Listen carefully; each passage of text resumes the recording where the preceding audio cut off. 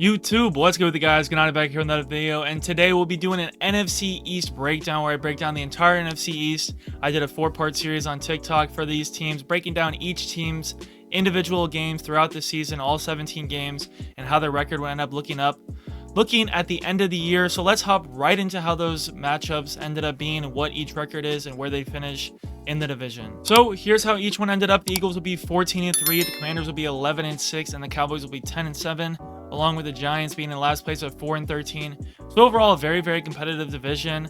I think each team has, basically the same difficulty of schedule, except for the Giants obviously having the hardest schedule. Being they have to play the Commanders twice, the Eagles twice, right? That counts a little bit more than the Eagles having to play against the Giants twice, even though outside of the conference or outside of the division, they all have to play the same teams anyways. So that's how that usually ends up working.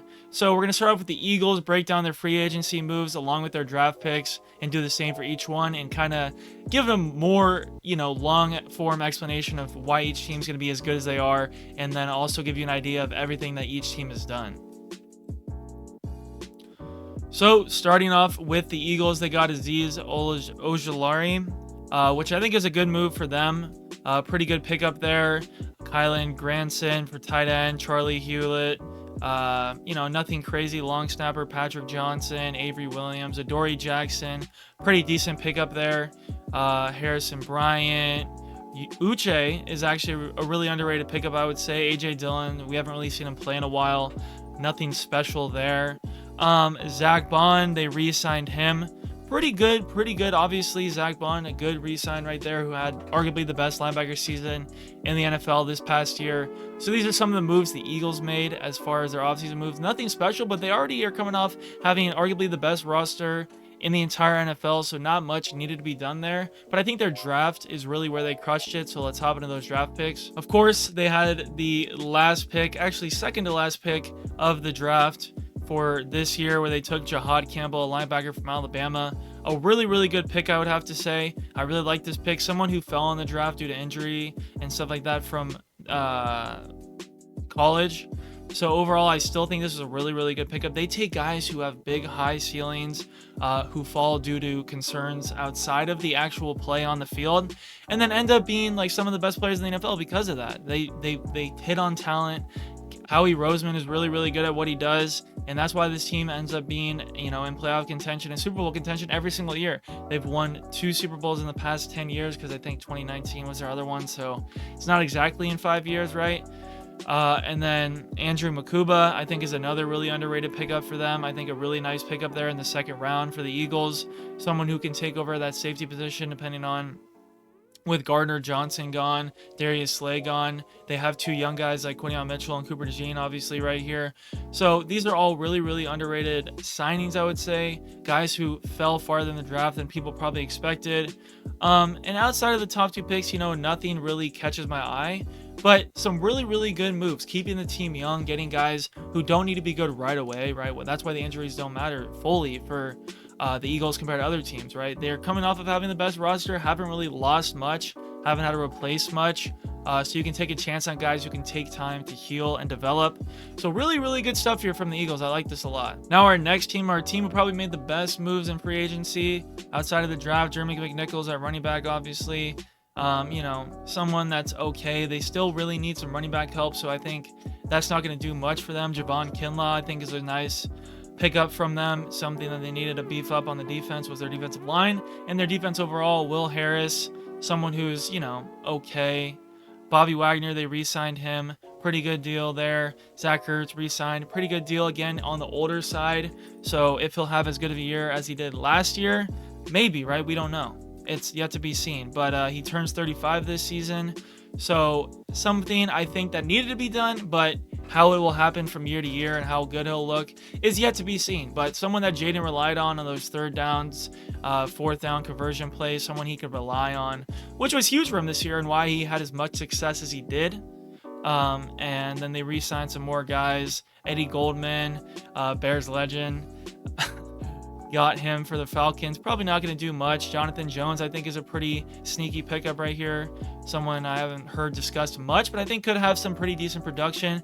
KJ Osborne, again, someone who had really good production when we saw guys like Jettas or Addison go down in Minneapolis and Minnesota, right? So that's pretty cool there. Noah Brown, they re-signed him. Sheldon Day, Trent Scott. I'm not seeing their Lermy Tunsil move here, but I know that was a huge trade for them that took place, and a really, really good move by them. I think that's something, he had problems within the Texans locker room, but now this is a huge need for the Commanders, and now they shored up as one of the best left tackles in all of the NFL. Really, really good job. Locker room concerns in one team could be, a great culture fit for another team, right? And I think for the Commanders fans and Commanders themselves, they're hoping that's the case, and I think we could probably see that. So really, really good moves right here by the Commanders.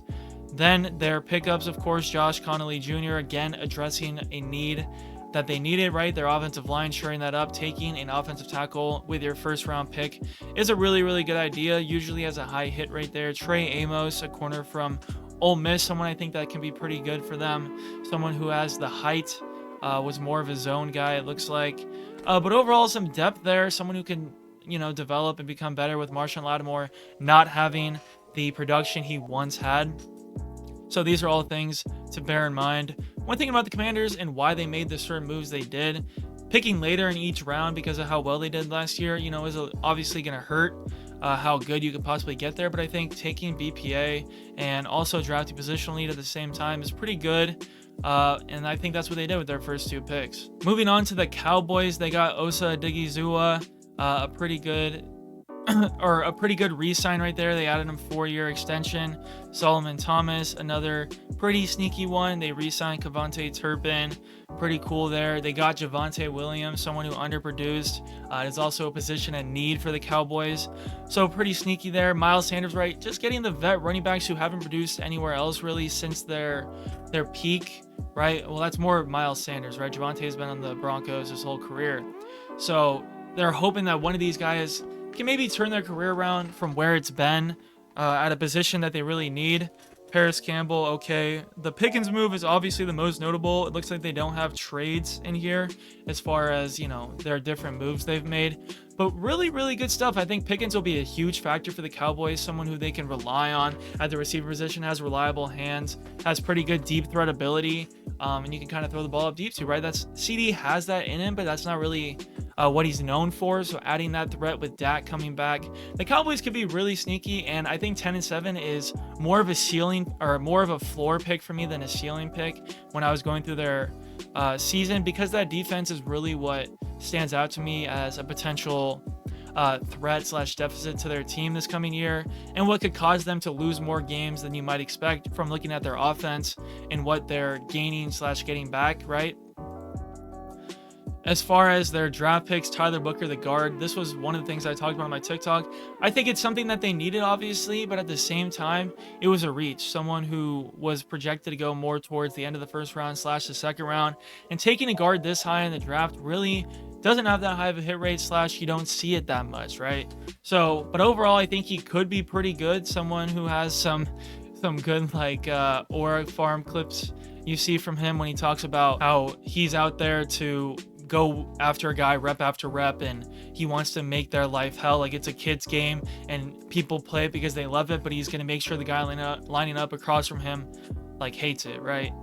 So something like that. Donovan Ezeraku, I think, is a really underrated pick. Someone who had good production at the college level. Someone who has high-end traits that maybe didn't get caught in the combine, right? But someone who I think could be really, really good. Kind of that light edge, speed to power guy that we see from Micah Parsons. I don't think Micah Parsons was that highly touted coming out of college. If he was, I didn't really hear about him, right?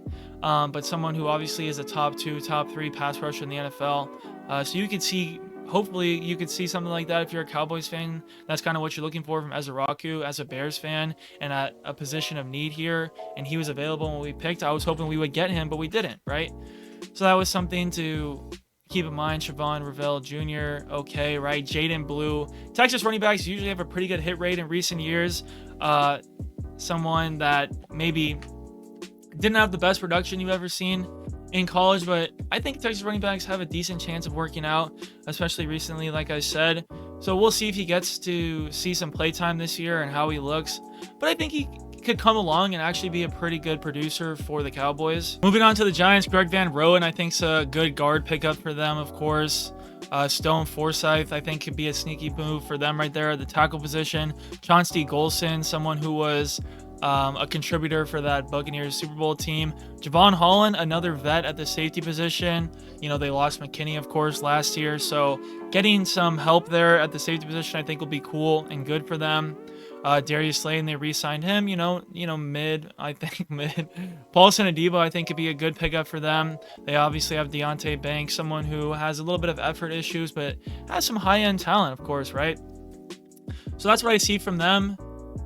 Moving on to their draft picks, of course, they took Abdul Carter, arguably the best defensive player in the draft this year.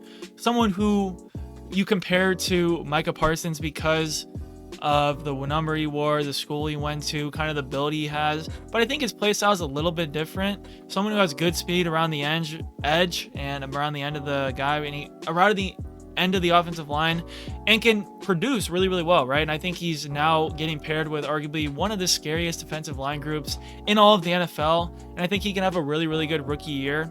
And I'm excited to see what he does. And then they traded back up into the first round to get Jackson Dart, someone I'm not very high on, and something I think wasn't the smartest move, right? Getting rid of a lot of draft capital for something like this. I don't love it. I don't really love it. I don't think he was really worth that much draft capital. I don't think that he's the prospect that they think he is. But I guess we'll find out in a short time. He ran one of the least pro-style offenses in all of college football at Ole Miss. So that's something I think is concerning. Darius Alexander, a Toledo D tackle, position they don't necessarily need, but maybe if he's BPA there, that'd be pretty good for them. Cam Scatabo, someone who I think could be a sneaky contributor, someone who I saw compares and projects to Devin Singletary, who, funny enough, is on his team. So that's a pretty cool one, but they already have Tyron Tracy in that backfield, someone I'm very, very high on, and I think could be really, really good again this year. And that's really all their notable moves. And I think overall the Giants had a pretty decent offseason, except for that Jackson Dart move. Even if you're really, really high on Jackson Dart, you gotta not love the amount of draft capital they gave up to get there, and especially at that position as well. I think you probably could have waited till that second round. I understand not wanting to take in the risk, and I understand wanting to get the contractual obligations that come with being a first rounder, but still not something I love. And finally, the last record predictions, like we've seen here, and this is overall, again, what these predictions are for how I think the division will end up looking at the end of the year. And I went over each and every one of those teams in this division, their offseason moves, their draft picks. So let me know if you guys agree, comment what you thought, what you guys want to see next. All the divisions will get a video, and I'll appreciate any of the support you guys can give me, and I'll see you in the next one. Peace. Best one, I was the best one. You thinking way back, you should have kept them. You always question all of my methods. I try to hold you down. I just want you to got a hit. I swear that you don't check your phone. I be pulling in the coupe on my own.